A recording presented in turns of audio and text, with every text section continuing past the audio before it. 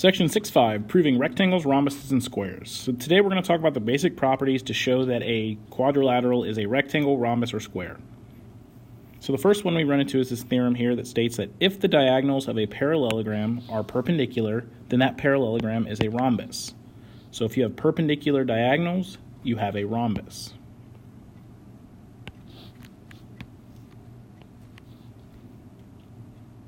The next theorem states that if one diagonal of the parallelogram bisects a pair of opposite angles, then the parallelogram is also a rhombus. So if you have your diagonal bisecting opposite angles, you have a rhombus as well. And then this third theorem we have is if the diagonals of a parallelogram are congruent, then your parallelogram is a rectangle. And so this gives us the reason for a rectangle. We have diagonals that are congruent. So keep in mind, putting together the theorems that involve the rectangle and the rhombus, that gives us the information we need to prove a square. So there's no specific theorem for the square in this case, you're just putting together the two other pieces. So in the first one, can we conclude that the parallelogram is a rhombus, rectangle, or square, and then explain our reasoning? Well, the best we're going to be able to do here is we're going to notice that we have 7 and 7, which gives us a diagonal length of 14, and then 7 and 7, which gives us the other diagonal of 14. So in this case, our diagonals are congruent, and so the best we can do is calling this a rectangle.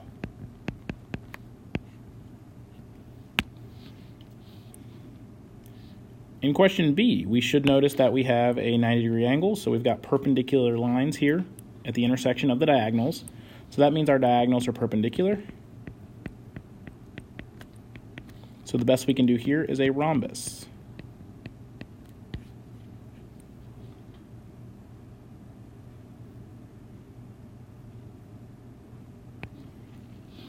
In C, we have congruent angles here and congruent angles here. So this one diagonal has bisected those opposite angles. So we're going to go and write that down, diagonal.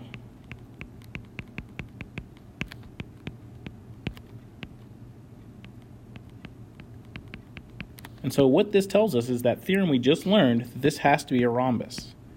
And they don't give us anything else, so we can't assume any other shape from this.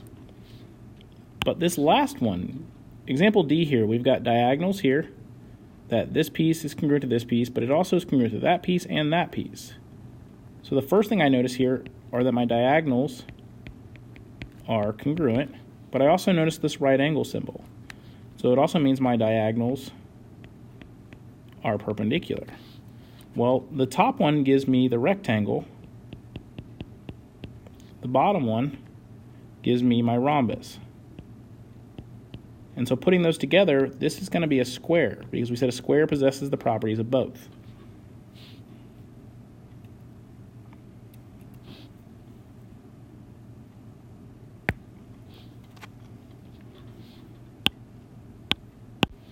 So in this example, it says, for what value of x is ABCD a rhombus? So basically, they want us to use the rhombus properties to show that this is or basically accept that it's a rhombus and then use that property to solve this. Well, if this is a rhombus, we know that the diagonal bisects opposite angles. So these two angles here are congruent to each other. So to solve this, we're going to set the two expressions equal to one another. And then we're just going to solve this algebraically.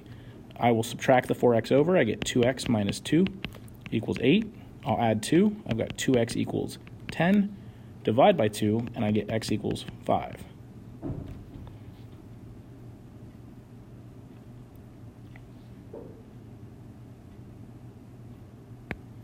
In this example, it says, for what value of y is DEFG a rectangle?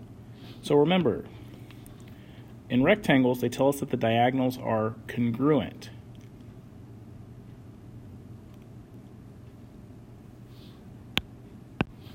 So if the diagonals are congruent, if this piece here is 5y plus 3, so is this piece here. If this piece is 7y minus 5, so is this piece here. So what we could do is we're going to take 2 of the 5y plus 3s and set equal to 2 of the 7y minus 5s. And we're just going to solve this algebraically. So we've got 10y plus 6 equals 14y minus 10. We'll bring 10y over, so we've got 4y minus 10 equals 6. We'll add the 10 over. We've got 16 equals 4y. Then we'll divide by 4. So y in this case is 4.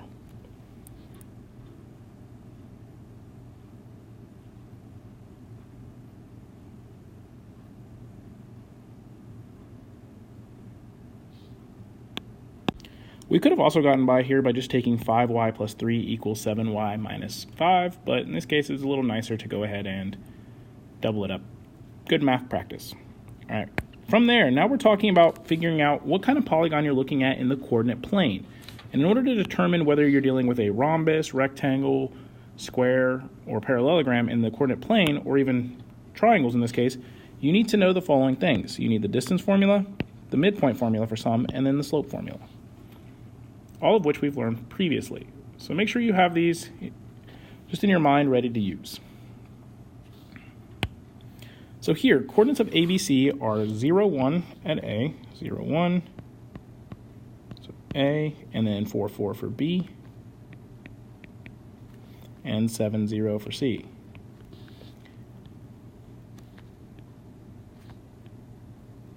And they want to know if this is a scalene, isosceles, or equilateral triangle. Well, to determine that relationship, we just need to know how the side lengths match up within the shape. So we're essentially going to find the length of AB, BC, and AC. And we're going to do this using the distance formula. So using the distance formula for AB, we're going to get 4 minus 0 squared plus 4 minus 1 squared, which in this case simplifies down to 4 squared plus 3 squared. So that's 16 plus 9, 9 squared.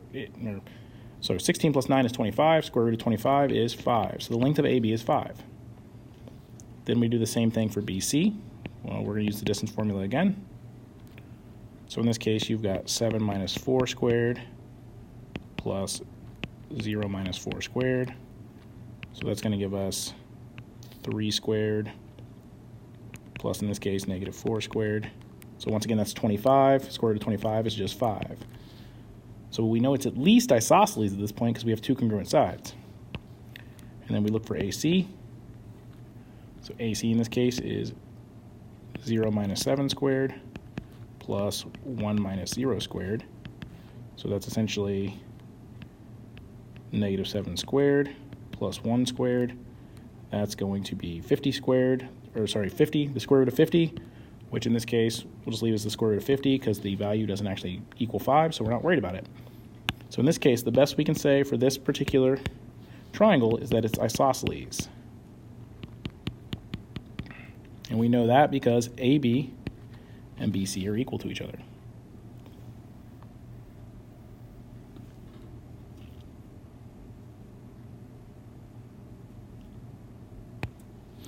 Here they want to do the same thing with DEF. Is it isosceles, scalene, or equilateral? So we'll go ahead and plot the points. We got D at 0, 0. E is at 1, 4. And F is at 5, 2. So this is our triangle. And so to figure out the relationship of the sides, we're just going to use the distance formula again. We're going to find the length of DE, EF, and FD.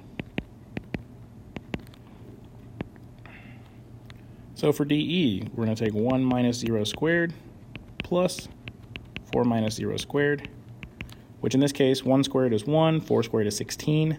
So this is the square root of 17. We're just going to leave it like that because it's a decimal and I'm not worried about it at the moment. Then EF, similar idea. You're going to take 5 minus 1 squared plus 2 minus 4 squared. So 5 minus 1 is 4, 4 squared is 16. Then you've got 2 minus 4 is 2, 2 squared is 4. So this gives us the square root of 20. So right now we know it's definitely not equilateral. And the last one, let's figure out FD. So we've got 5 minus 0 squared plus 2 minus 0 squared. So 5 squared is 25, 2 squared is 4. So this is the square root of 29. In this case, they're all different. So remember, when all the sides are different, we call this a scalene triangle. Scalene means all the side lengths are different.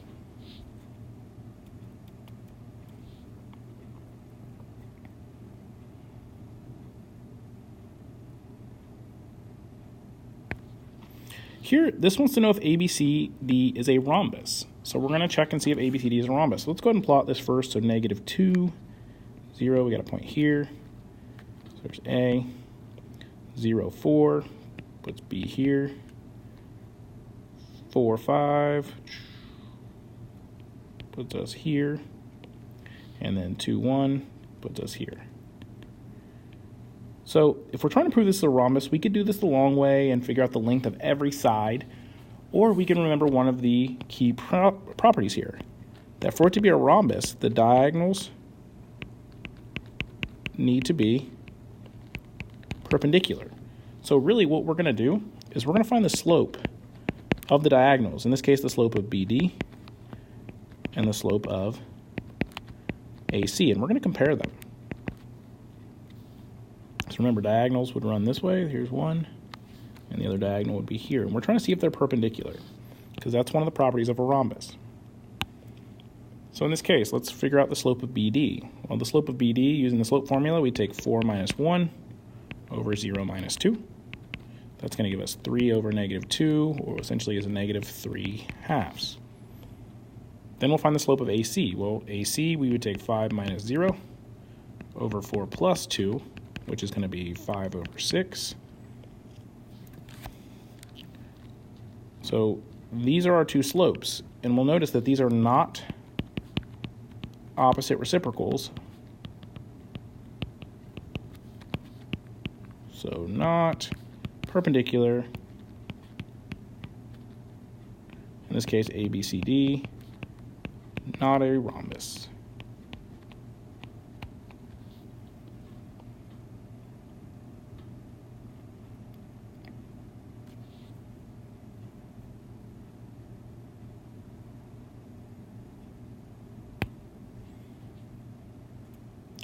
This time they're asking us if MNPQ is a rectangle. Well, let's go ahead and graph this first. So M, 0, 1, -1, 4 is N, 2, 5 is P, and then 3, 2 is Q. So this is our shape. Whoa, there we go. And they're asking us if this is a rectangle. Well, to determine if it's a rectangle, remember the key property of a rectangle. It means you have congruent diagonals. So instead of finding all of the lengths and all of the angles, let's merely just figure out how long the diagonals are. So figure out the length of NQ and MP. So we're going to look for NQ and MP in this case. So NQ, we take the distance formula. So it's going to be 3 plus 1 squared plus 2 minus 4 squared equals, well, when we simplify it down, we've got 4 squared and -2 squared. So 4 squared is 16, -2 squared is 4, so that's the square root of 20. Then MP, we'll do the same thing. This time we've got 2 minus 0 squared plus 5 minus 1 squared. Well, 2 squared is 4, 5 minus 1 is 4, 4 squared is 16, 4 plus 16 is 20, so we've got the square root of 20. So in this case, the diagonals are congruent, so it is a rectangle.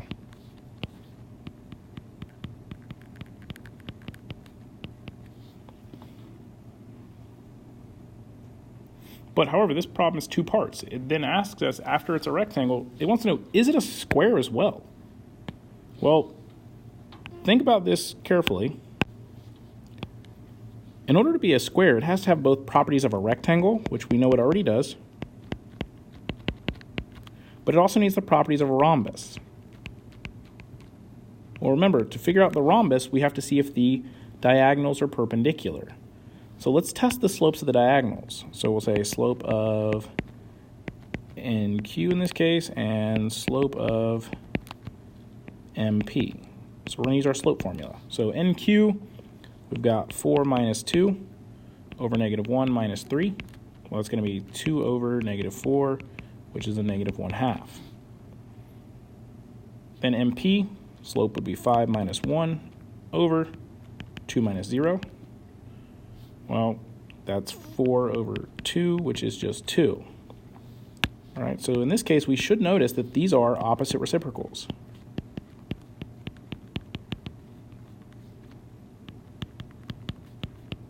So they're perpendicular. Therefore, it's also a rhombus.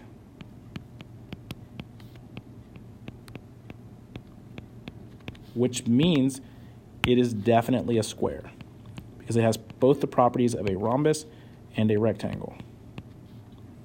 So if it has both the properties of a rhombus and a rectangle, it is a square.